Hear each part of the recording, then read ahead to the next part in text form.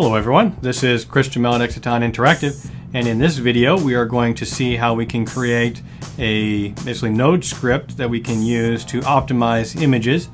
And for example purposes, basically we're going to take original JPEG and PNG images. We're going to use a couple of different sort of compression plugins or optimization plugins for it, ouptipng and Imagemin-mozjpeg, and converter for taking the images to WebP. So we'll see how to do that in bulk with a script. We'll also take a look at a web-based application that we can use to basically optimize images one at a time, but it has the additional feature of being able to visually see what the result will be after the optimization. So we can, you can tweak options on the different compression algorithms, optimizers, and see what the result is before saving that image back. So we'll take care of all of that. We'll also take a look at an application to sort of give us an idea what empirically the difference is between these different images, because if I take a look at them, they look very similar. But we'll take a look at all of that in this video.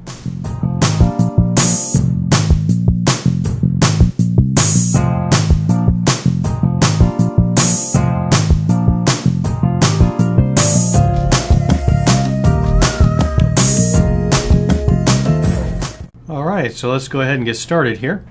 So setting the stage here, basically we have some images and we want to create the optimized versions of these images. And so the first thing that we're going to do is come to the root of our project and create a new file. I'm going to call it Imagemin-images.json. So this is a little configuration object that we're going to use for our script. We'll use base and root / images / optimizing - images. So this is I put a slash on the end. The common things to the other two properties that we're about to have, which is dest. So where to put them. So relative to the root, I'm going to want them right there. So same spot, or as relative to the base. And then we have the source, and relative to the base, the source are at a folder or inside another folder, which is having problems spelling today. Originally I have these slashes on here to help with just concatenating the streams together, but we're being a little bit better about it, so we probably don't need it, but whatever. So let's go ahead and close that. Next up, come back to the root of our project, create another file, call it optimizing-images.js. Let's bring in our config, which is equal to just requiring in that file that we just had. Create optimizing-images.json. Let's make sure console.log that we have done that. So we'll just print it out real quick. In order to invoke this, we're going to use the package.json file. We'll see real quick here which packages I'm using for this. But of course, now that I'm thinking about it, you can find a link to the article for this video in the description below. That article lists the packages that we're installing, has the npm install command, and also shows the package version numbers. We're going to use a script called run or op-images, which will just invoke node on the optimizing-images.js file that we just created. And speak of the devil, if we do it now, npm run opt images, and there we have it printing out correctly, so that's working. I think we can close this now. So let's come into our optimizing-images.js file. We need a const path require path. Instead of typing them all, we are going to copy and paste. So for this, we're going to use Imagemin, and Imagemin sort of as a plugin model. So we have plugins for the different compression algorithms that we're going to use. In this case, Mozjpeg, ouptipng, and WebP. We're going to see at the end the motivation for how these three were chosen, and just basically involves a web application that you can do this compression image by image and see what the result is going to be in real time. But we'll take a look at that once we're done here. And so we have the config still. Let's come down here and create the source. So const source, that's equal to path.resolve.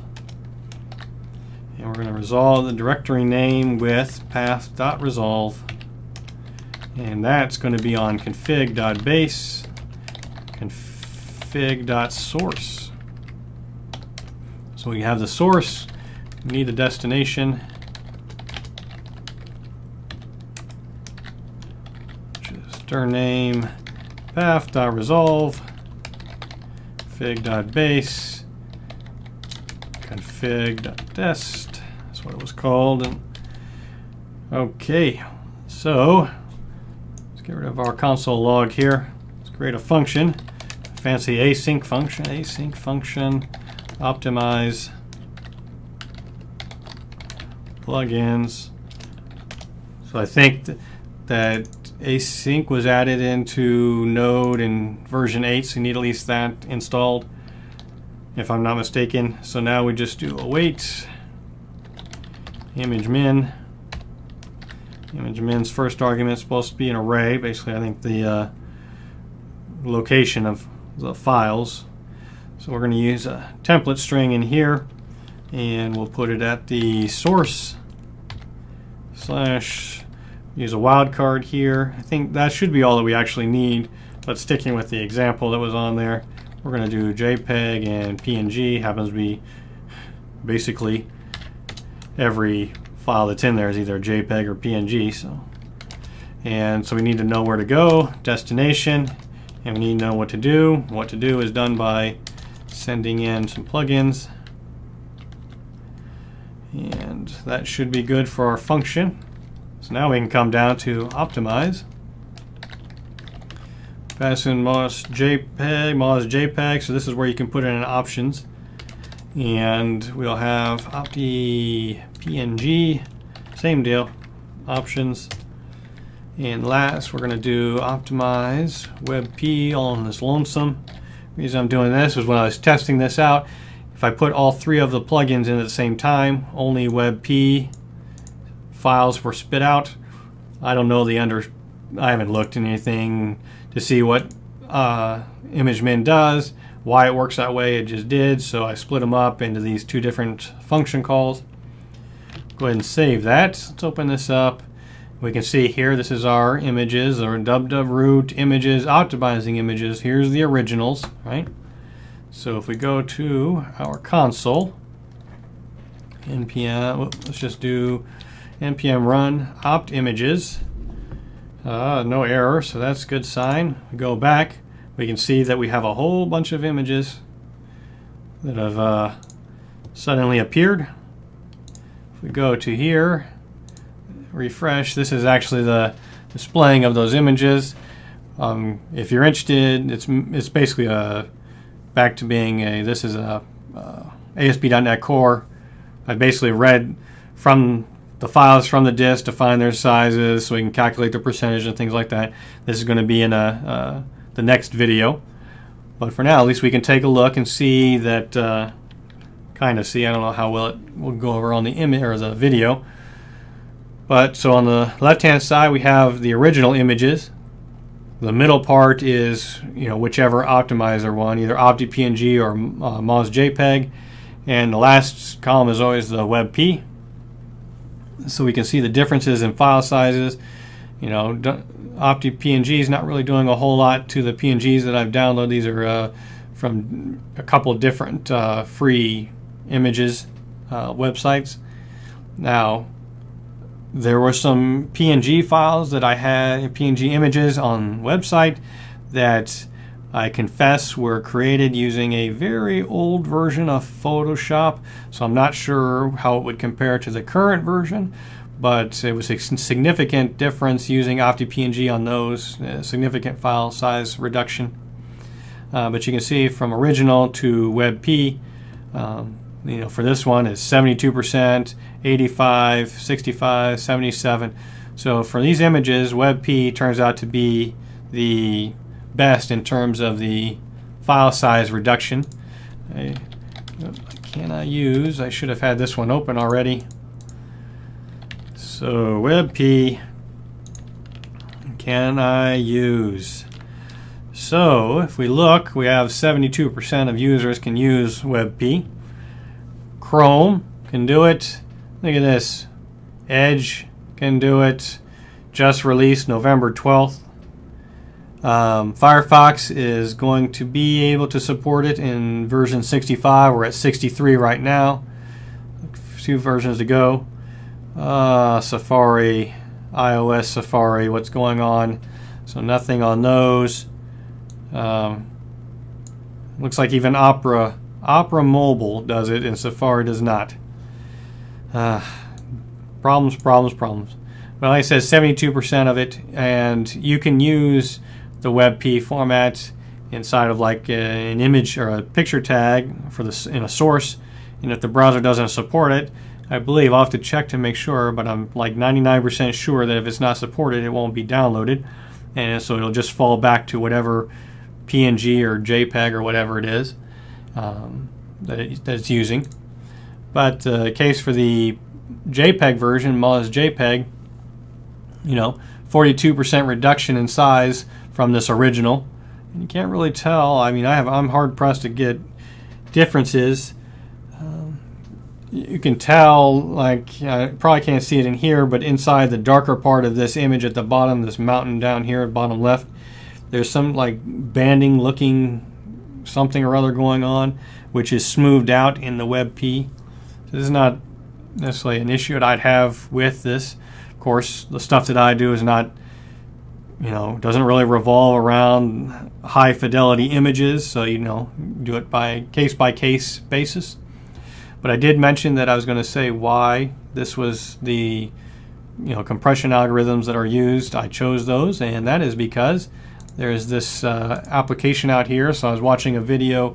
It's actually related to WebAssembly, I believe, and because this thing is using those same plugins in the browser. So those plugins are basically written in C, and we have them in the browser here. And so this is a Squoosh app, and we can check a look at, I don't remember which one of these. Let's do, this was the image that had some sort of banding going on at the bottom. So the mozjpeg, and there are settings that you can deal with, like I said, and you can switch them in the code that we wrote. I just used out of the box whatever is the defaults. This thing with the settings where it's at now, saying it's got it down to 12.3 kilobytes, which is 61%. That's mozjpeg, 12.3. So it's even better. So there's probably some tuning we could do with the options.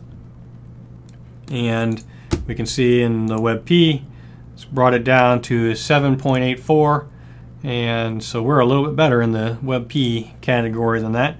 But you can drag this little bar across here to see what the differences are going to be visually. So I can see there's some differences in the clouds back here that are overlapping in the mountain. Definitely some changes there. In addition to that, there's also this other, there's an NPM package called resemble.js, and let's do the same thing. So this is the original. This is the optimized JPEG version. Actually, let's do the WebP version.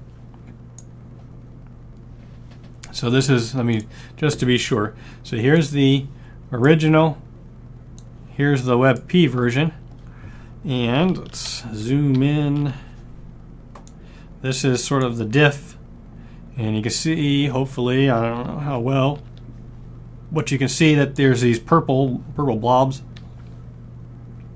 and the purple is what the diff is trying to tell us is the difference between them. There are some other differences, at least that I felt like I could tell, and there's some things that we can do in here with some settings. I'm not sure how it defines anti-aliasing. Basically removed all of them. I don't see any purple dots, but clearly the image is different. Ignore less. If you say ignore nothing, basically the images don't look anything alike. So it just gives us a little idea of, of what they are. I think it's telling me that it's less than 1% difference, which, you know, image this size, but these are the pink ones. I guess I can imagine that. Should be some difference in the bottom there, I think. So we have that versus this. There's definitely some differences going on in the bottom there. But at least that takes care of how we can do some optimizing of images, either by using a script that we can do bulk optimizing of images, or we can use this Squoosh app so that we can do image by image and see what the difference is. That way we can tell, is this acceptable?